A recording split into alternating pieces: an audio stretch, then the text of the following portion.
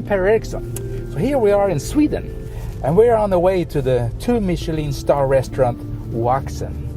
And we're there to meet with the chef, Magnus Ek, to hear about his philosophy on sustainability when it comes to food.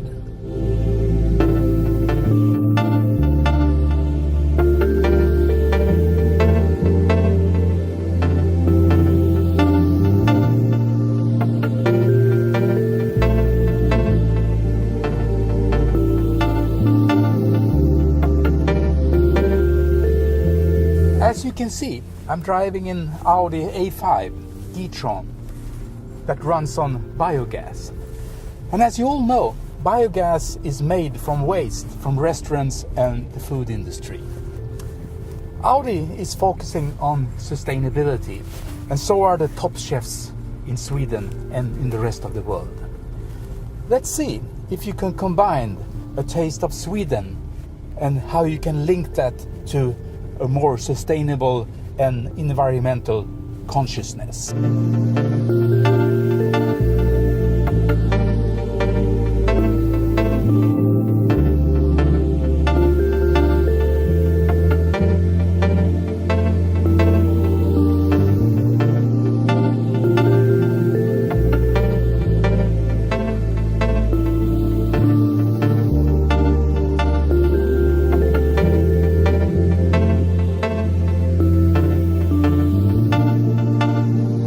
To explain for somebody that's never been to the Oaxen, what would you say? Some say it is, we serve a lot of raw food here, like raw meat and stuff like that.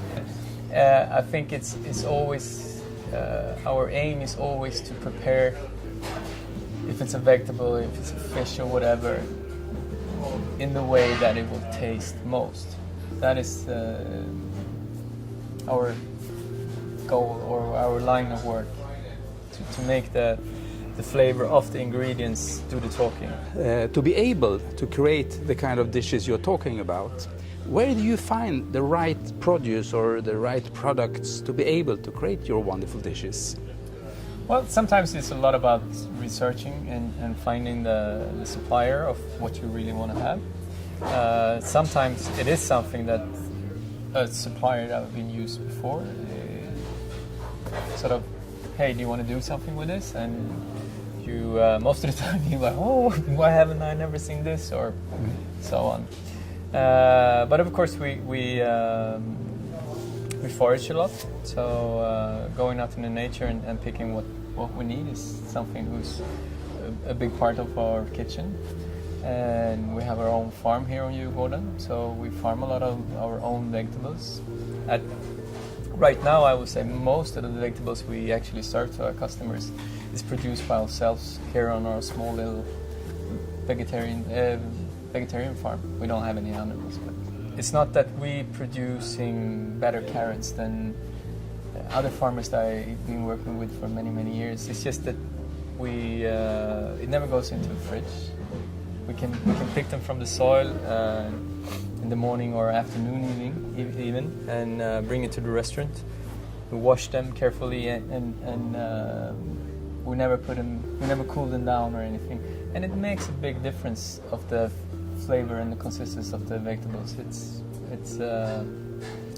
It's hard to pinpoint what's making the change, but something happens with the vegetables when you transport them a long way, you pack them together, you wash them, you cool them down. Mm-hmm. Something gets lost in the way from the soil. So what about products, meat and fish and shellfish like that? Where do you find that? We have like 3-4 different kinds of fish mongers who sells to us.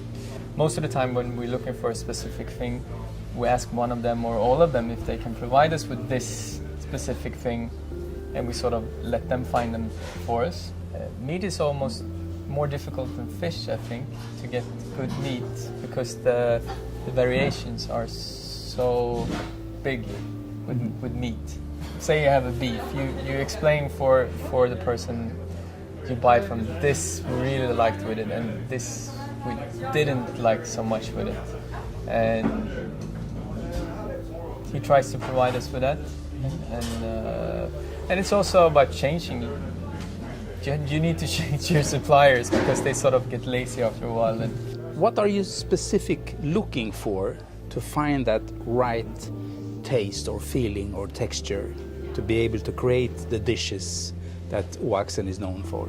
Of course, it's different between a fish and a piece of meat or a vegetables, but in generally, you're looking for authentic flavors, and most of the time you find them when they are in the season for it.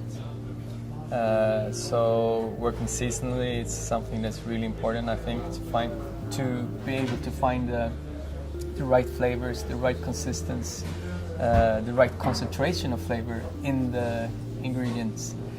If it's a good mushroom year, you may be looking for mushroom who are just in your nearest area, because they're not going to be drying up or they're not going to be too wet. So it's very much about being aware of the situation in the nature at the moment. Because if you want to work with the nature, you also have to know what's going on in the nature. Many of the top restaurants in the world, which you are one of, is working under the concept of no waste kitchen, nose to tail eating and taking care of the vegetables in a good way. What's your take on that? We have a maximum of 26 guests a night, so it's really hard for us to take a whole animal. We need to break it down. We need to buy like specific parts of the animal. In the slip, we do sometimes buy a whole animal because there we can use the whole thing in our bistro.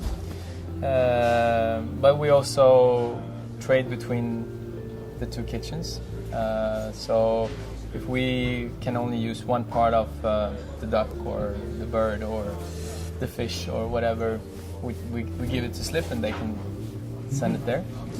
And we also have a big compost system, or organic waste goes down to the mill and it goes to a big cistern buried down in the street. And once a week comes a car and pumps it up and it goes to biogas.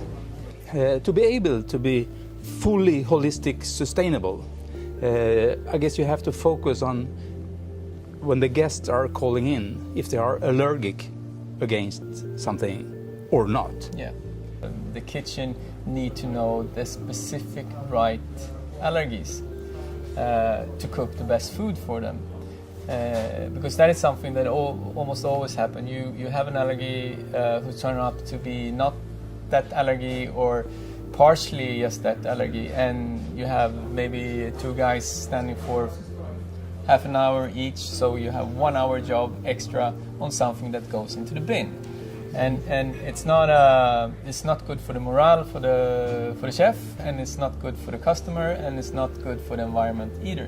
Many of the top restaurants in Scandinavia, which you are one of, are focusing on taste. Many top chefs from all over the world, they come to Scandinavia or to Sweden to get inspiration. Do you think that there is such a thing as a taste of Sweden that is specific?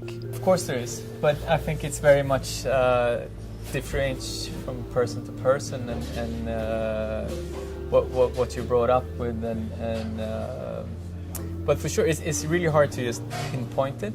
All the ingredients who are produced here in Sweden and in the Nordic countries are different because, I mean, the weather is different, the climate is different. So, of course, it's affect the things that we grow and the things who grows wild in flavor. But my hope is that you'll get the taste of Oaxen, because I think we want to go our own way. Of course, we're getting influenced by everybody else as everybody else get, but we're trying to protect our identity as well. Now you are one of the top restaurants in the world, I would say. You got your Michelin stars. Thank you. That is always packed with people here, hard to get table. Where will you go from now? I think there's always going to be this drive to move forward, to evolve, to to change. I think nobody wants to do the same thing all the time. I think to involve is something that is really important to have a restaurant business, and involve with your staff, to get staff more involved as well. I think that is what we're aiming for and what we constantly working with. If you were to give a young person that wants to become a chef an advice, what would that be? The most important thing is to be humble, then you will be open and you will learn most.